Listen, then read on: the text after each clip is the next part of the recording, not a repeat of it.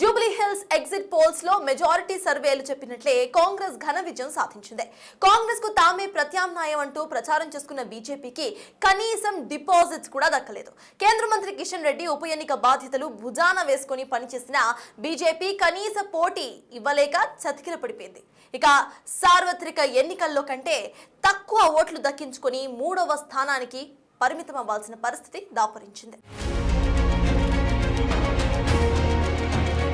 జూబ్లీహిల్స్ నియోజకవర్గ చరిత్రలో కాంగ్రెస్ అభ్యర్థి నవీన్ యాదవ్ అత్యధిక మెజార్టీ సాధించిన వ్యక్తిగా నిలిచారు. 2009లో ఈ నియోజకవర్గం ఏర్పడగా అదే ఏడాది జరిగిన ఎన్నికలు కాంగ్రెస్ నుంచి పోటీ చేసిన విష్ణువర్ధన్ రెడ్డి టీడీపీపై 21,741 ఓట్ల మెజార్టీతో గెలిచారు. ఆ తరువాత 3 సార్లు గెలిచిన మాగంటి గోపీనాథ్ దాన్ని బీట్ చేయలేకపోయారు. కానీ నవీన్ యాదవ్ ఈ ఉప ఎన్నికలో 24,729 ఓట్ల మెజార్టీ సాధించి రికార్డు సృష్టించారు.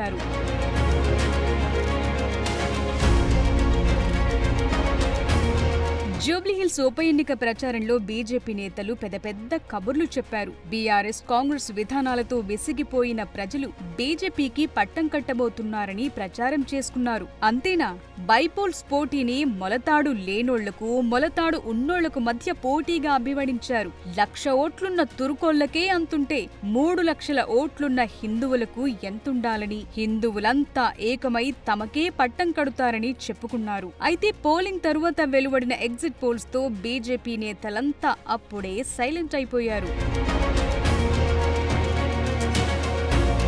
డిపాజిట్లు దక్కించుకోలేకపోయిన బీజేపీకి కనీసం 2వ స్థానంలో నిలిచిన బీఆర్ఎస్ కు వచ్చిన ఓట్లలో పావు వంతు కూడా దక్కలేదు. కాంగ్రెస్ అభ్యర్థి నవీన్ యాదవ్ కి వచ్చిన మెజార్టీ ఎంతో అన్ని ఓట్లు కూడా పడలేదు. నవీన్ యాదవ్ మెజార్టీ 24,658 ఓట్లయితే బీజేపీకి ఈ ఎన్నికల్లో దక్కిన ఓట్లు 17,061 ఓట్లు మాత్రమే.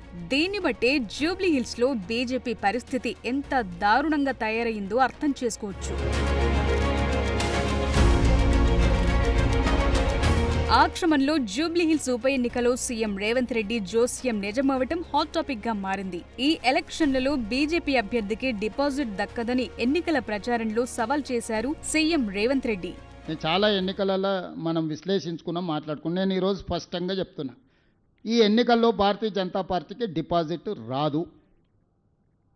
అంటే పూర్తిగా హిందువులు బీజేపీకి వ్యతిరేకంగా ఉన్నారని ఇది రెఫరెండంగా బండి సంజయ్ గారు భావిస్తారా?